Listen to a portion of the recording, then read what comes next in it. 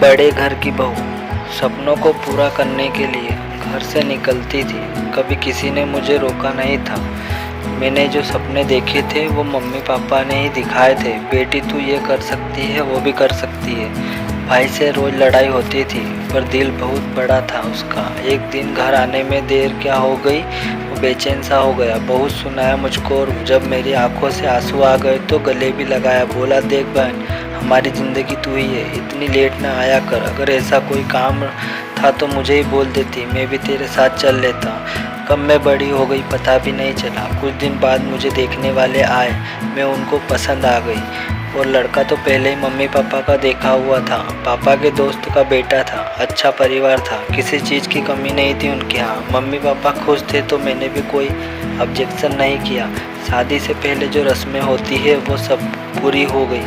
हर हंसी खुशी दिन कटने लगे। शादी से पहले कभी उनसे मुलाकात नहीं हो सकी क्योंकि वो दूसरे शहर में नौकरी करते थे।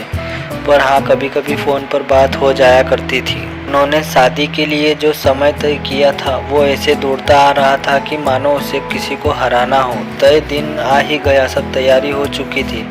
बस सब बारात का इंतज़ार कर रहे थे। इंतज़ार ख़त्म हुआ और बारात दरवाजे पर आ गई। धीरे धीरे शादी की सभी रस्में पूरी हुई और मैं मम्मी पापा और भाई से विदा होकर अपने नए घर ससुराल चली।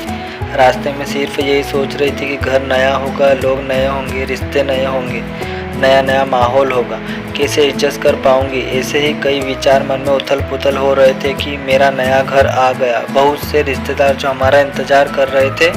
गाड़ी जैसे घर के आगे जाकर रुकी, बहुत सी औरतों ने गाड़ी को चारों ओर तरफ से घेर लिया। चाची, ताई, बुआ, मामी, नानी, जेठानी, पता नहीं कौन कौन। थोड़ी देर बाद ही हमें गाड़ी से उतारा गया और बहुत सारी रस्में पूरी करवाई गई। पूरी रात न सोने की वजह से मुझे नींद तो बहुत आ रही थी पर सो न सकी।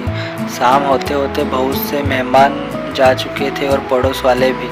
बस कुछ खास लोग ही बचे थे, जैसे मेरी ननद, उनके बच्चे, नंदोई और 2 बुआ, राधे, छोटी वाली बुआ का लड़का और शायद 2-3 और लोग। मेरी ननद मजाक कर रही थी मुझसे, बार बार कोई बात न करके चेहरे पर अजीब सी स्माइल करती, सिर्फ यही बोल कर चली जाती, भाभी जी, भाभी जी।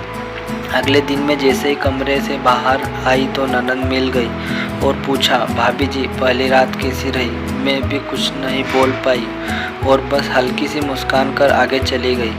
दिन से दोपहर से शाम होती गई। मेरे मन में जो सवाल उठ रहे थे उन सब का जवाब मिलता गया मुझे। ननद के बच्चे बड़े नटखट और प्यारे थे, उनका साथ अच्छा लगा मुझे। शादी के बाद 2 दिन तक ही रहे, वो सब उनकी एग्ज़ाम थी, इसलिए ननद भी बच्चों के साथ ही चली गई। मैं भी अपने मम्मी पापा और भाई से मिलकर वापस ससुराल आ गई। उनकी नौकरी दूसरे शहर में होने व छुट्टियां पूरी होने के कारण उनको भी जाना पड़ा। जैसा मैं पहले कभी सोचती थी वैसे ही मिले मुझको। अब घर पर मम्मी पापा और मैं ही रह गए थे। सोचती थी पता नहीं मेरे दिन कैसे कटेंगे यहाँ पर। जैसे जैसे दिन बीतते गए मम्मी जी से मेरी दोस्ती गहरी होती गई। पापा जी भी अच्छे इंसान थे, कभी मुझ पर किसी प्रकार का पाबंदी नहीं लगाई। वो तो घर कभी कभी ही आते हैं, पर मम्मी जी से अच्छी दोस्ती होने के कारण मुझे कोई परेशानी नहीं हुई।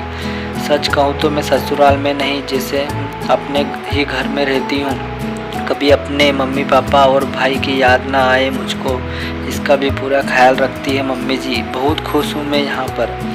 ज़रूरी नहीं कि लड़के को ससुराल में बड़ा सा महल, बड़ी सी गाड़ी मिले तो ही बड़े घर की बहू कहलाए। बस ससुराल वाले बड़े दिल वाले मिल जाए तो भी बेटी बड़े घर की बहू बन जाती है।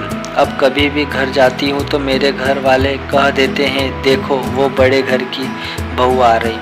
तो दोस्तों, आशा करता हूँ आपको हमारी कहानी पसंद आई होगी। अगर वीडियो पसंद आए तो लाइक करना और चैनल पर नए हो तो चैनल को सब्सक्राइब करना। Thank you so much for watching.